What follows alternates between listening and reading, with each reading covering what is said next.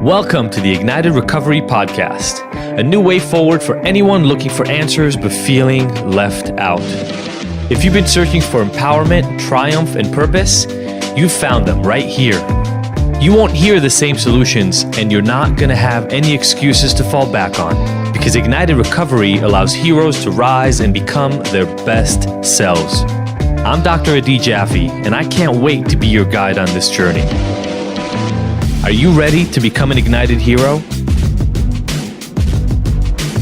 Hello, everybody, and welcome to this Friday episode of the Ignited Recovery Secrets podcast. I'm Adi Jaffe, and I'll be honest with you guys, I'm a little blown away by what I'm about to even tell you here today. Today's been one of those absolute days. It's been a crazy day, but it's been absolutely one of those days that proves to me why I do what I do. And I can't wait to share this with you because I'm recording this on a Wednesday. We had our weekly chat conversation yesterday, and we always end up going really, really deep. And that hour just enlivens me for the whole next week. And it's full of all the people who are part of the Ignited Hero Recovery Program online. And it's always deep. And this one was no different. I'm reading this book, The Biology of Belief, and so I wanted to make the topic biology, and I'm going to share the story that I shared with them here in a second, but I want to start with something different. So after the chat, people normally comment back, and we talk during the chat itself, and then sometimes people will leave a message on our private Facebook group about it and how they loved it, etc. But this was more incredible than usual. One of the participants in the course, she's been doing well for a while and really happy about her recovery. And then recently she got triggered because of real issues, right? Like trauma from her past had come back and it was just too much to handle. So she relapsed. Now, normally in the past when she was in recovery, that created a shame spiral that then led her to months and months of not doing well. But because of the work and the way that I do things around Ignited Recovery, it just didn't go there this time. And so she was still using, and she wasn't doing incredibly well. She was still in the relapse, but she felt like, she was close enough. So she's at a friend's house, and this is the friend that she'd been using with over the last week or so since the relapse started. And she's there, she's about to use, but there was a delay. I think the person who was delivering kind of took some time to get there or whatever. And so she decided to listen to our weekly chat for the course in the house. Now, again, I want to kind of clarify this, right? Like, she felt so okay about the sort of work that we were doing that even while hanging out with other people who were waiting to use or were actively using, she decided to just watch this hour-long conversation about recovery. And so she did, and I'm going to tell the analogy that I told here in a little bit. And then she sends me a message today that telling me about this relapse and what she'd been going through, but that the friend that was sitting next to her while they were waiting, and then later while using actively, right? So while they're using, well, this client actually didn't use, but her friend was using, listening to an hour-long conversation about recovery. And by the end of it, her friend told her that she really connected to the conversation. And then later on, this friend contacted her and said that because of what she had heard, she decided that she was going to face up to some of the things that she had been dealing with. She had some warrants because of tickets and things like that she hadn't addressed. She was going to turn herself in so that she can deal with this head on and change her life and quit her drug use.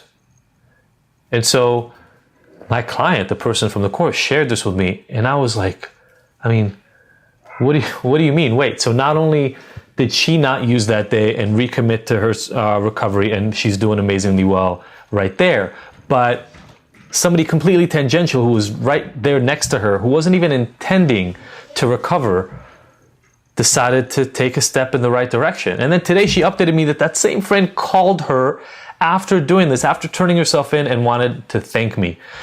I got to tell you guys, that's it, right? That's why I dedicate every moment that I'm awake to this thing, is because once you remove the shame and the judgment, you don't know the kind of lives you can impact. And if I can get that message out, not just to one of these people, but to all their friends and everybody around them and to you and all the people that you know, I don't know how big of an impact we can have. Maybe we can do exactly what I wanted to do, which is to save 1 million people from their addiction and finally turn that curve of relapses and overdose deaths around so that we start winning this battle against addiction. So I gotta say, if this analogy could get someone who's not even enrolled in my course to decide to turn their life around, I figured it's gotta be worth giving here, right? I mean, wouldn't you agree? I don't think I could pass this up. So, okay. So this book that I'm reading is about biology, but if you've read the book, The Abstinence Myth, I talk about 4 factors that are important in addiction, and they are biology, psychology, environment, and spirituality. But we gotta be honest about this, right? Biology is the predominant factor that most people think about in addiction.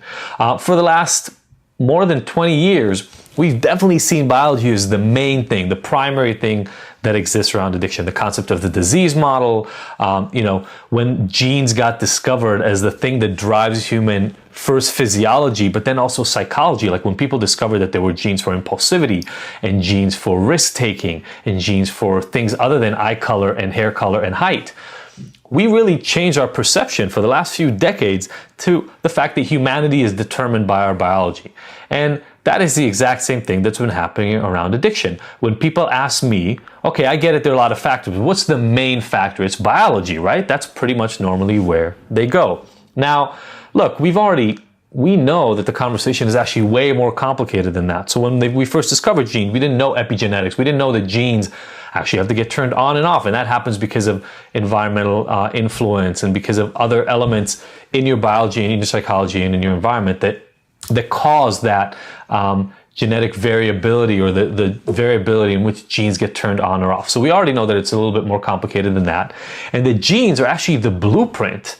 They're like, if an architect comes in and creates your home, they create a blueprint first, but you can't live in a blueprint, right? You have to go make it first. And then the blueprint is not the end result. The end result varies a little bit because of whatever ends up happening in the field. But also, if we take that house analogy even further, yeah, you build the house, but then you can open doors and windows. You can change things inside the house to change very specific and very relevant elements of that house itself.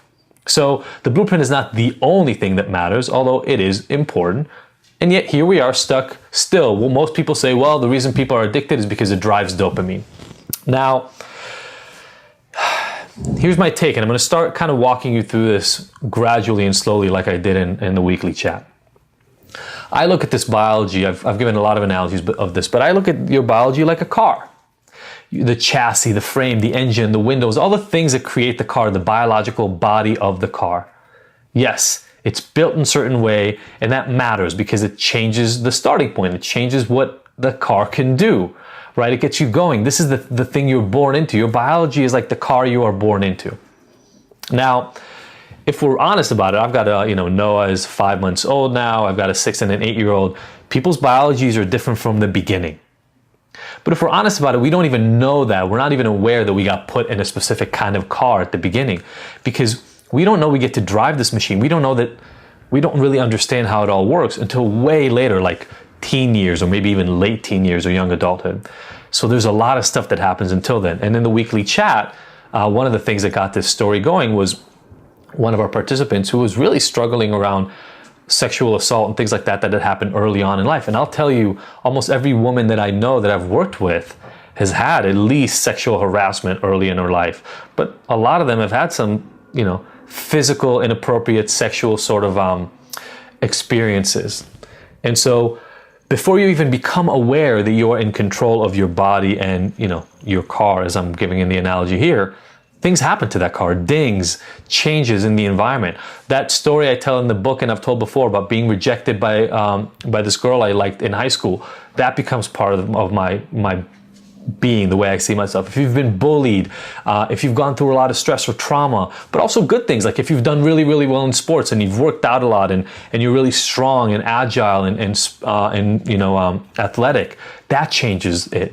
If you're popular and you kind of conceive yourself as somebody who's on top of the hierarchy, that changes. It all becomes part of how you see yourself. So much so that a lot of us end up getting to a point where we believe, oh, this is who I am. I start seeing my machine as this static thing. This is who I've become and this is who I will be. Now, how many of you have had that before? How many of you have said that before to yourself, believing that you are who you are for better or worse? This is just the way I operate, right? If you had that before, I hear this with clients all the time. This is your machine.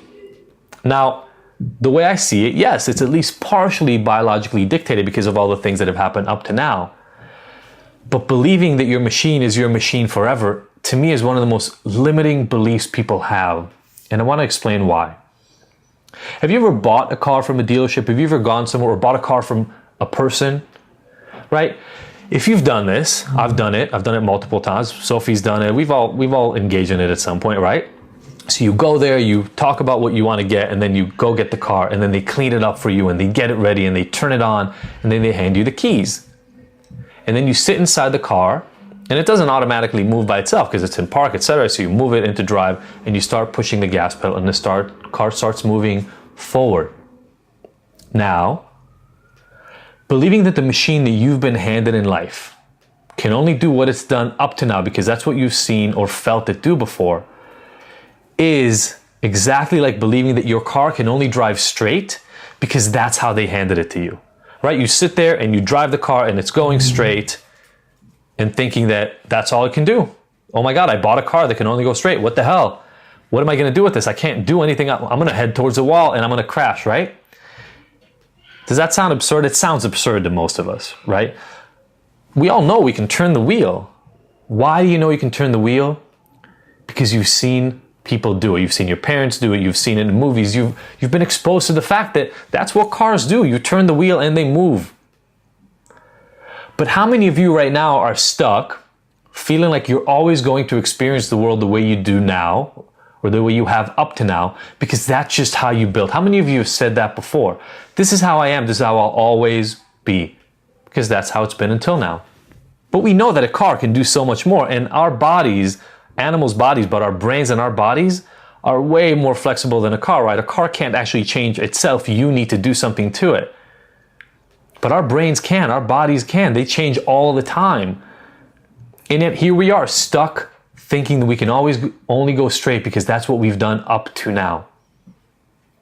So in a car, you learn. I can push the brake and it'll slow down. I can push the gas pedal, it'll go faster. I can put it in another gear and the ratio will change so it can, have more traction, or I can turn the wheel right or left. I can turn it a lot or a little and it'll change how much it turns. And that's without changing any of the biology at all. That's literally with the car, the way you got handed it, and just changing what you're doing with it. It can have that huge of an impact. But you can do a lot more by actually changing the car's biology.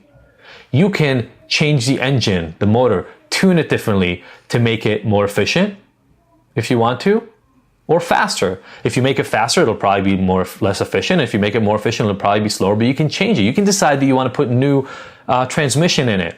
You can decide that you want to put, different springs in it so that it's better handling and more sporty or more comfortable.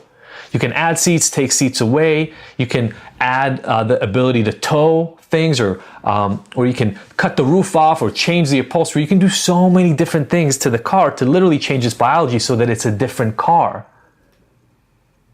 And here you are thinking that you're stuck, even though it is completely possible. I'm telling you right now, I'm promising you right now that it is completely possible to change. All you have to do is turn the wheel. But this is why the main thing that I work with people on initially is the belief, because if you're stuck in your own car, in your own body, thinking you can only go straight, you've been questioning this for a while.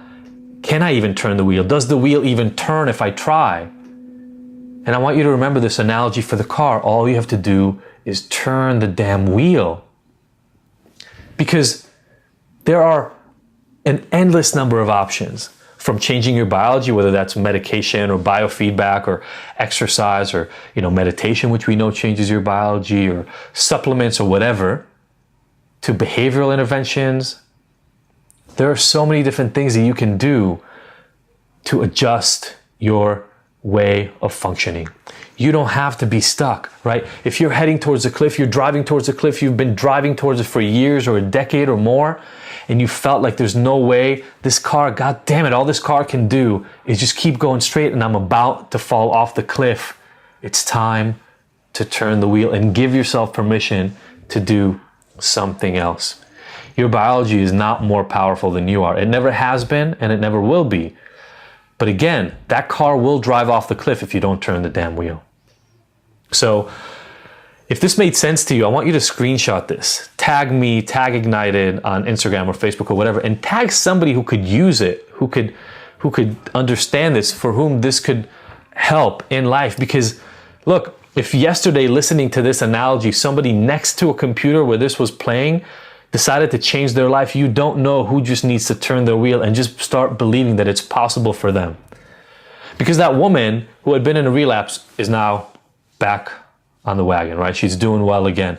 And her friend is now on the road to recovery. And I've seen a million examples, and some of the people who answer to me in different things on Facebook and Instagram, etc., are telling me that they're in full recovery and sober or not, and they're doing well.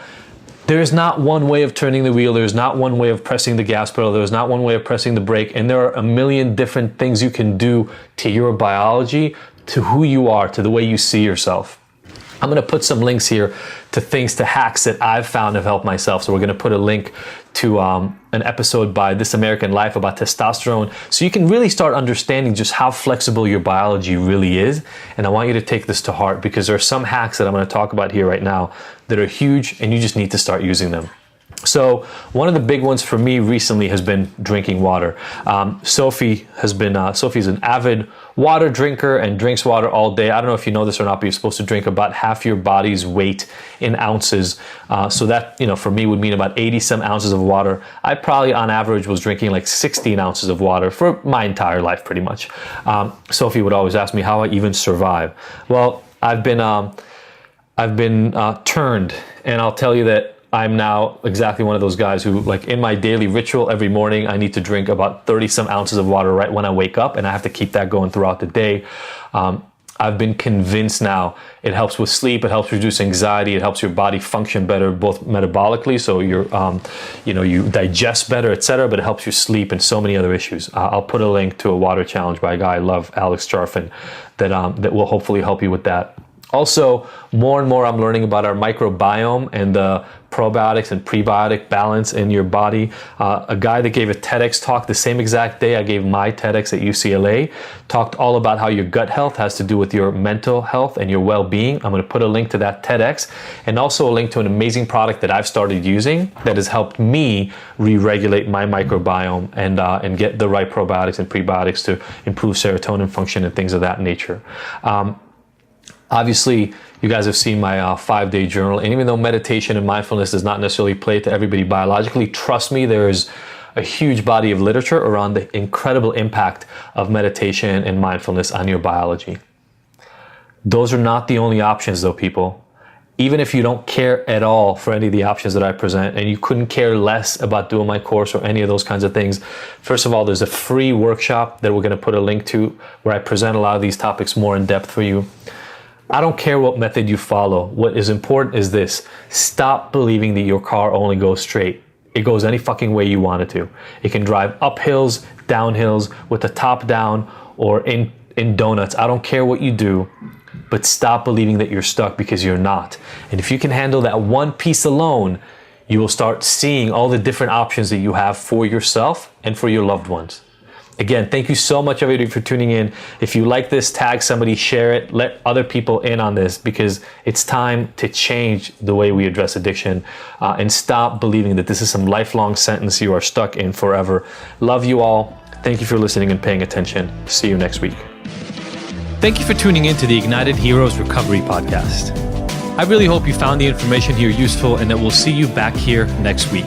And look, I want to make sure that this podcast is the most useful it can be for you, so please let me know by emailing info@ignited.com if there are any specific topics or questions you'd like to have addressed. As usual, if you like this episode, I would love for you to leave us a 5-star review and rating. Thanks, and see you next week.